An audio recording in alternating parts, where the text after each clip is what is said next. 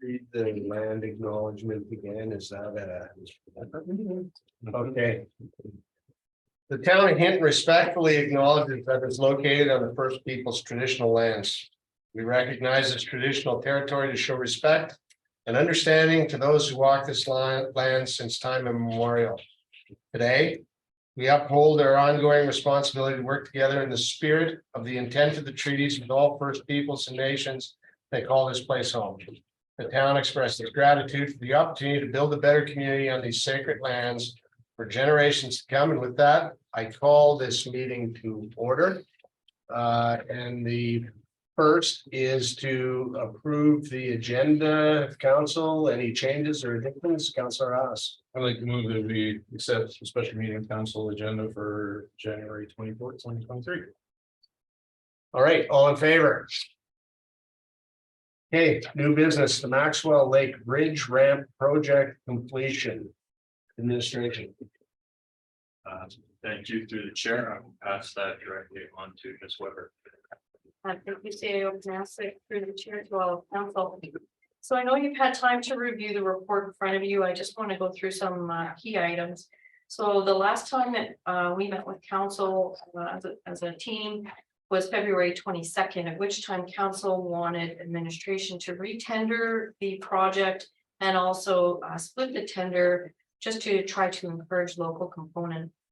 On May 13th, we had identified in the February 22nd report that administration had applied for a grant through Praise Camp. And at that time, we didn't have any confirmation of whether we were approved. In May 13th, we were approved for an additional $140,000 through that grant program. Since that time, there also was an opportunity presented through West Fraser for the PREA funding that has been applied for with community services for other works on the general boardwalk at the Maxwell Lake Bridge area. So in consideration of those things, it was administration's attempt to redefine the tender slightly. We altered the tender slightly just to accommodate for the other granting opportunities and for additional grants specific to this project. And I'll get into more detail on that in a moment. On December 14th, administration met with the Beaver Boardwalk Oversight Committee, and we gave them an update on the project and where we were at, what the plan was for tendering, what the plan was for having an open house, and to answer any additional lingering questions that the committee had. On December 21st, administration moved forward to revise the tender and post it for 4 weeks with a closing date of the 18th of January. January 16th, we held an open house at the public library for all public and any other members of the committee that may have further questions to receive their feedback at that time.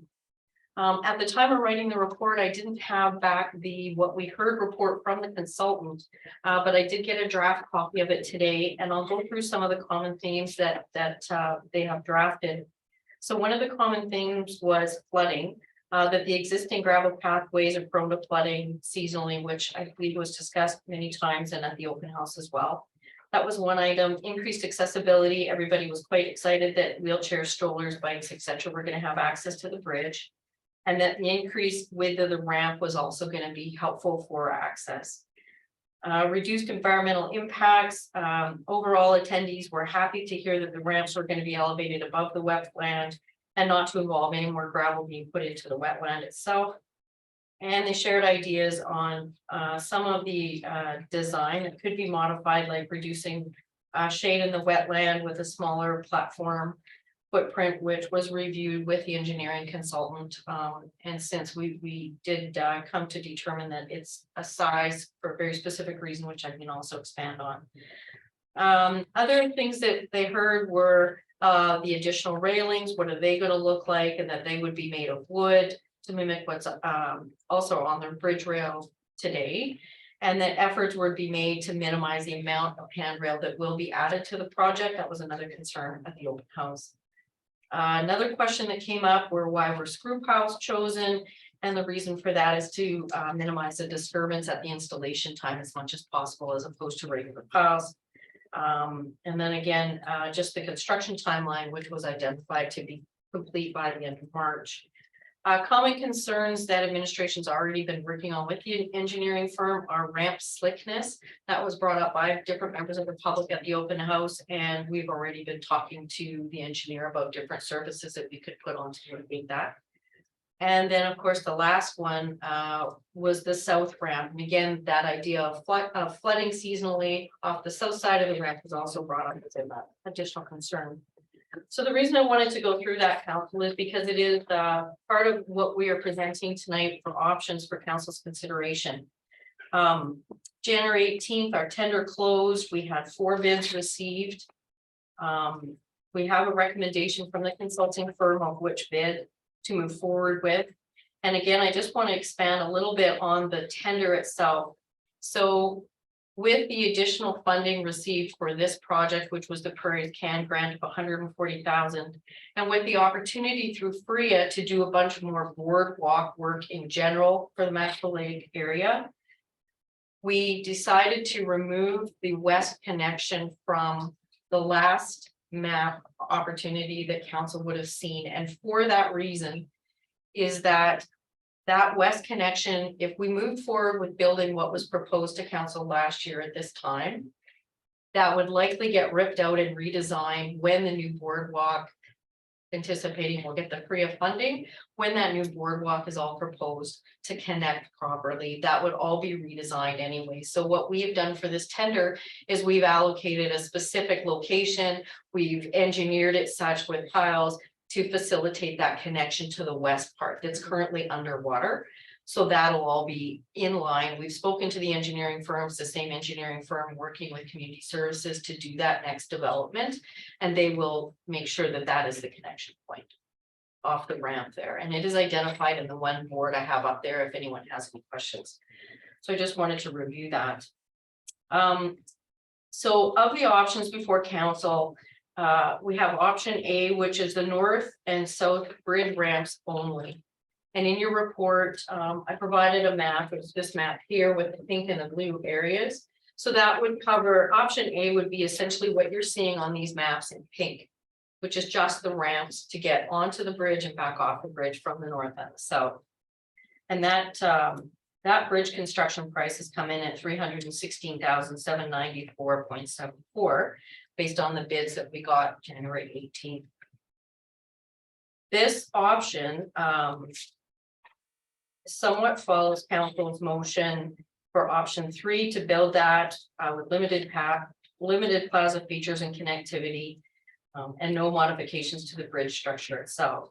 It does not, however, align with the motion from council on April 27 of 2021 that the budget for this project not exceed $251,000. The base construction fees for this project is just a little bit over the $251,000. In this price for $316,000 and change, you'll see that we have already added the contingency allowance, the engineering and the environmental oversight that will be required for this particular project. Option B, we only presented the true cost of construction again for this section. So the north extension was never put before council in a formal meeting sense. This was administration saying, we already recognize that there's flooding north of the bridge. So when we tender this, let's tender that with the design already incorporating boardwalk to extend to the north edge of the wetland to try to provide some options and some economies of scale on the bid prices being received. So that section in the map, it is a purple section or blue section, depending on how you see it. And it is considered provisional, meaning it can be removed from the tender if council decides to just build the ramps up to the bridge on north and south. That part can be removed out of the pricing. It's just there as an option. Option C for council is to do everything that you see on the map, which is the north extension to get from the edge of the tree, the edge of the wetland on the north through to the ramps up the north side and back down from the bridge on the south side. And that's coming in at a price of $349,476.95. And then last but not least, page, we have option D presented to council. And so this again, after hearing what was spoken of at the open house and the public feedback, about the flooding on both sides of the bridge. We looked at the option within our funding allowance through the ISIT funding and the Prairies Can grant of $140,000. It allows an opportunity for total grant funding of $389,116. With that, with our tendered project costs, we anticipate that the total project costs, including engineering and environmental oversight, would be $349, leaving a balance of $39,639.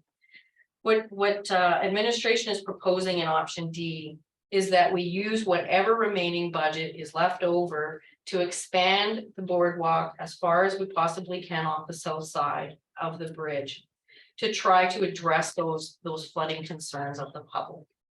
So in our recommendation, that is our recommendation, is to use the maximum allowance of the grant funding possible and build as much as we can. Are there any questions from council? Councilor Good. I think I understand, but in case there's anybody watching who's unsure, the total cost, for example, of the recommended option, it is entirely covered by the grant funding that's been provided. And been identified, correct? That is correct. Perfect, thank you. Councilor Taylor. Yeah, I got lots of questions, but I'll start with maybe the small ones. ICIP, what's that? That acronym that was never explained in here at all. Investing in Canada Infrastructure Program. Question one, but I can move on later. Councilor Taylor. Question two. So, because I've heard this so much, I gotta ask this question. Brian tells me it's like asking why apples are expensive, though. Why is this so expensive? Like, this is like building a house. So that's what people are asking me. So is this designed for an ambulance or a fire truck or something? Is that why it's so expensive?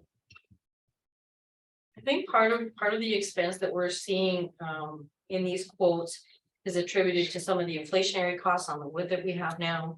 And we have in the design galvanized screw piles because you're putting it into a wetland environment, which is different than just putting piles in the ground to build a bridge that is on land fully on land versus in the water as well. So there's some increased costs with the galvanized screw piles for this price. Plus there's an environmental component through AEP. We do have to provide extra measures like turbidity testing in the waters because we're technically working inside a wetland area that's open water. So at the bridge, it's pretty much open water. So there's some extra cost for the contractor to do some extra testing and to have some measures in place. And then there's also a cost to having environmental oversight of that contractor to ensure that if there's anything happening, say it gets a little bit warmer than we want it to, and that frozen condition isn't totally frozen and we have water flow there, then we've got the right people on site to ensure that we're doing the right things and the right testing to monitor what we're doing, what we're putting in piles. So there's a little bit more expense than just a regular bridge construction program. Does that answer your question, Councilor Taylor? Sure, I don't know if it'll keep these people that ask me questions happy, but it answers mine. Thank you. Councilor Stashik. Thank you, Mr. Chair. So with the understanding that it's a pretty technically challenging project, not like building a gravel walkway on high dry country. Without asking the names and prices that were bid, can you tell us how many tenders were received? We received 4 bids. Okay, if I could follow up there. Yep. So seeing that there's 4 separate tenders that were supplied for this, I think that indicates that it's a pretty economically responsible decision to go with this, that it's not, if there had only been one, then I'd say, yeah, I would have questions about whether this is economically reasonable or not. But seeing that there's 4 separate tenders submitted, and I'm assuming this is the lowest of the tenders bid, that to me shows that it's I don't know, in market indicative, that it's not probably out of line with 4 tenders being supplied. Thank you. Councillor Taylor. Oh, you got a comment back. Go Oh. ahead. Through the chair, to all of council, this, the prices that you're seeing in the report reflect, the next bid price to this was greater than 10% difference on the prices that you're seeing. Councillor Taylor. Yeah, the other concern I keep hearing, and it's from more than one person, is that the did locals bid? Any locals bid? Not purely locals, but there is a local component to most of the bids that were submitted. Somebody's involved locally in the project. Councillor McGoon. I'll preface this by starting with, I saw a comment on social media and I have no idea to what degree it's accurate or true, but it was interesting enough that I thought I would raise a question around it. I had seen a comment that indicated somebody who identified themselves, I don't know them at all, as local. They felt that they weren't able to put in a bid because there's a requirement, and again, this is where I'm lost because I'm not involved in this world. There's a requirement to put down a certain amount of money with the project, and it was, I don't know, to the extent of like 10%, which for them would have been greater than, I want to say, $30,000. And they felt that that was cost prohibitive, being a local business that was relatively small. I'm not saying that's good or that's bad. I'm just wondering if that's accurate, so I can start wrapping my head around those sorts of things. I would like to refer to Mr. Rousseau to answer that in greater depth for us. Yeah, so go to the chair to Councillor McGowan, that is correct. There is a bid bond, performance bond requirement. And that is basically just to explain to you the principle. It's not something that we put in there as a nice to have. It's an industry principle, but more so based on the type of project we have. So I'm going to give you an example. Say if you put the job at $100, Debbie bids at $150. You decide halfway through the project or you don't get started. Then naturally the project should go to her $150.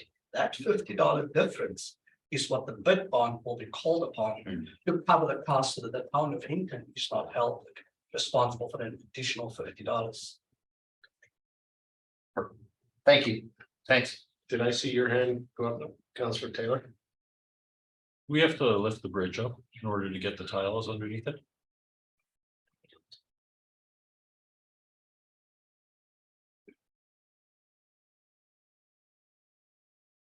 You have another one? Well, yeah. I have to ask this because the ferocity of some of the comments, actually, if you don't mind. Is there any chance we like simplified the bid package, made it say for example, more local friendly, that we could re-tender it and get some hope of a lower cost bid? Councillor Taylor, I'll just let you know some of the efforts. So we did change some of the language in the tender itself to strongly encourage local contractors to partner up with other companies that could perhaps cover some of the environmental criteria. We did provide physical packages up front for people to pick up. That was pushed out by social media. We had a lot of social media posts about the project and about tendering it.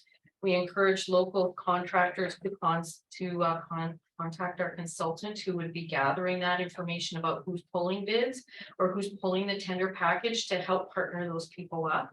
I believe that we did our best effort at this point to encourage as many local bidders.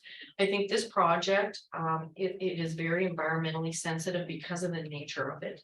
And I think for that reason, it would probably be difficult for our local contractors to be able to bid on it as an entire package. But we did do everything to encourage them to partner up with others to do that. Thank you. Councillor Race. Thank you, sir. I think Councillor McGowan has kind of done this for me, but just a quick recap.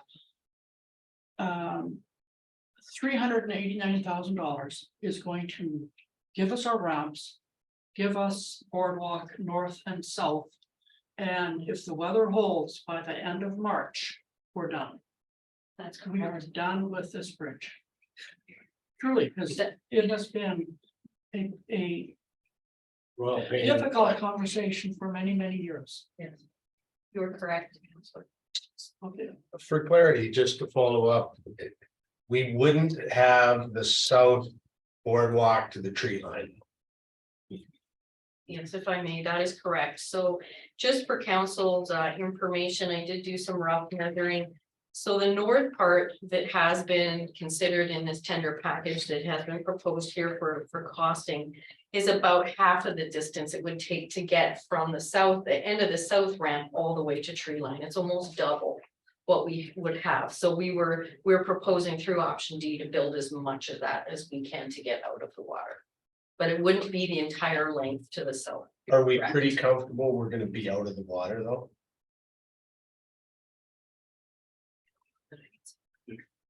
If I may, some of the comments, and this is anecdotal information, but the comments that I received is there is no flooding necessarily on the south side. But there's a risk of flooding, so I think it's just to get away from as much risk as possible, but I don't think it's a seasonal guarantee that there's going to be flooding, so we don't exactly know that area particularly well, I think is what I. Although, I mean, I go there pretty much daily for the last 5 years. And in the springtime, the south end is underwater. I mean, and if we spend 390 grand to build this thing and people still can't get to it. That's my fear. Councillor Haas. So my understanding though is, and this is a conversation I had with the BBOC member, but BBOC took a priority scan of the area. That may not have been a priority, but if the FRIA grant were to come forward and we were to build as far as we possibly can go, BBOC can go back to the priorities and say, hey, now if we've got the FRIA grant, let's start there potentially. We've already got it built out that far. So there's a very good chance that, you know, if successful with FRIA, that it would get to the tree line a reasonable amount of time potentially. Is that my understanding? Through the chair to council, I believe so, yes. So anything that we can do under our grant funding on this capital project just alleviates more on the free of funding request. Councillor Stashik. Thank you, Mr. Chair. So just it's like some background information from the BBOC discussions. As was indicated earlier, the west connection off the landing was deleted from this project because BBOC has prioritized that as top priority. So any grant funding that they get, that is top priority to tie in that. Can't really, I don't have the drawing, but on the map that shows the pink and blue areas, it's that piece of the boardwalk that goes along the channel. It'll be tied into the landing. In conjunction with that work, though, if the south ramp extension doesn't carry all the way through, there has been, not through motion or recommendation, but expressed communication from BBOC members that they would want to see that carried through to the tree line so that there can be a full boardwalk connection from the north end to the south end. Mr. Russo, did I see your hand go up over there? Yeah, sure, sir. Thank you, Mr. Chair. Just wanted to add that should we extend in terms of option D, won't go to the tree line, but then it helps with the grading that we currently have under the current design. So that means we'll relax the grade a bit, be easier to mount with a wheelchair. When the FRIA funds do come, if we're successful, we can then just extend it from that end, bearing in mind. So the longer the length, the better the gradient is going to be. Should go with option D. Councillor Taylor. How much direct tax dollars from Hinton have gone into this by vote for the 389? To your question, Councilor Taylor, so the 389 that is before you is purely grant funded. No dollars. No, there has been engineering fees attributed to this project prior to this that would have been funded through capital in past years. Okay. But this entire proposal before you today is covered by the grant funding. Councillor Haas. So I'm prepared unless there's any other questions, but I would like to propose the council approve the Maxwell Lake Bridge ramp project for the total of $389,116, which includes the north and south ramps, the northern ramp extension and south ramp extension under option D. If I can speak to it, Mr. Chair. The fact that it's fully grant funded, it gets us pretty much everything that we want and need for that area. You know, to move this forward and to finish this project off, and it's setting up the rest of that boardwalk in a better position to extend it with that FRIA grant. I think that this is, in my opinion, the best option. You know, I mean, if we had to add in dollars from taxpayers, then it would be a different story. But we're not. We've got the grant funding and appreciate, you know, administration's hard work on, you know, getting that extra $140,000 from the Prairie Economic Development Grant so that we can get us over that threshold, because obviously that first grant wasn't going to cover everything. So I hope council agrees. Thank you. Well, I guess for me, even if there was tax dollars involved, doing half this job is gonna be, then don't do any of it, in my humble opinion. If this thing is built and people still can't get onto the boardwalk, it's gonna be proverbial shit show. And so let's not build it at all. So, I mean, if we're gonna do it, I think you gotta do it right. Particularly given past political attention to this particular construction. So yeah, I think it's important. This is an investment into something that's been identified locally as important, and by visitors who come here is important. I think it's an investment into that. So. Councillor Taylor. Is this all treated wood? Yes. Yeah, no, half the people I talk to say I don't like the cost, but I just want to get this over and have a finished product.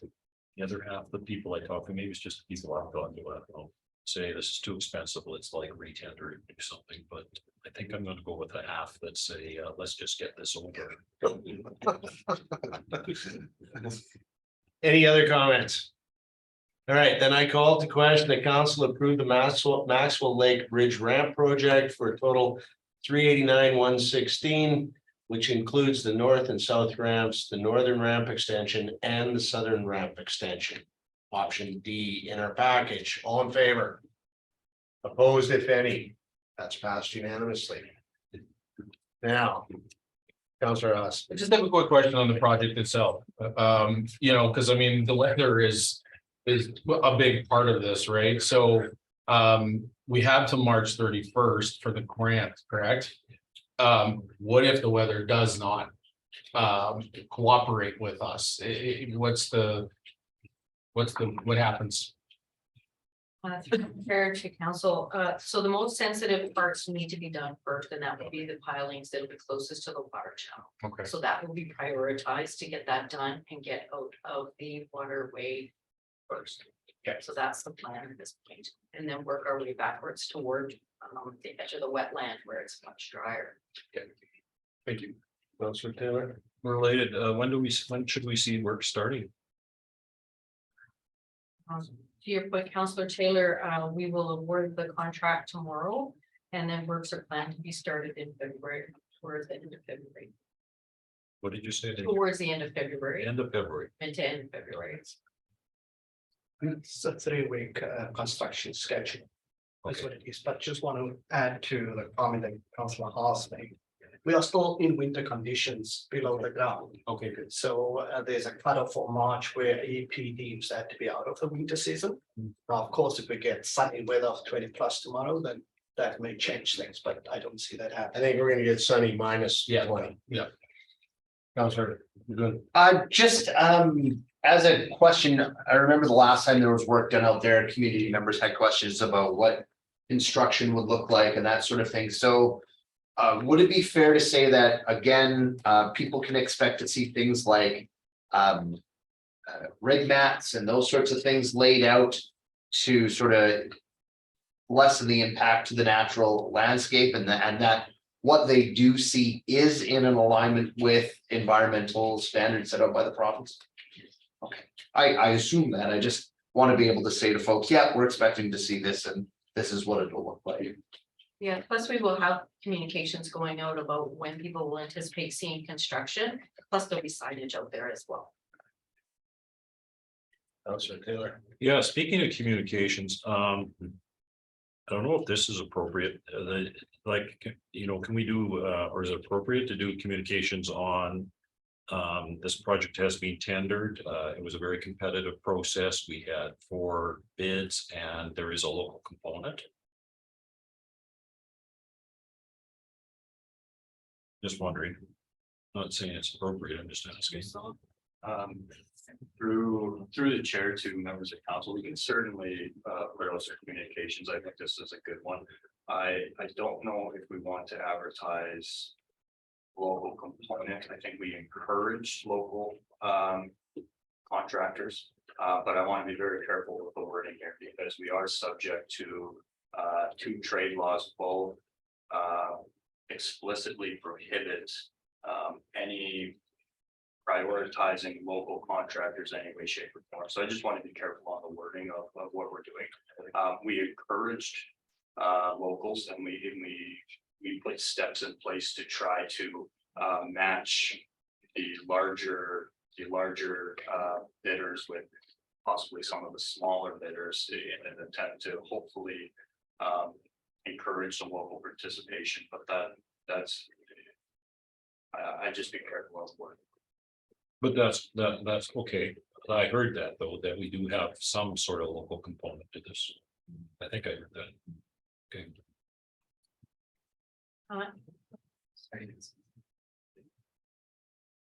Yes, so if I may share something with council, so we are planning a workshop to have with our contractors and consultants. To sort of foster that local component to make our local contractors stronger when it comes to putting in bids for projects.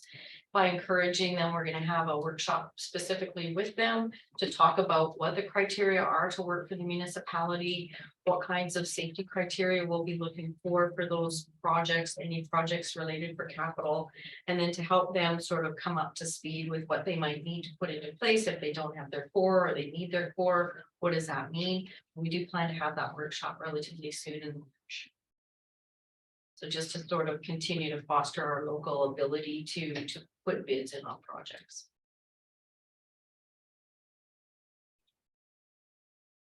Okay, now I have reviewed it. We don't have any other outstanding things. So. Councilor Oz, I move to adjourn. all in favor?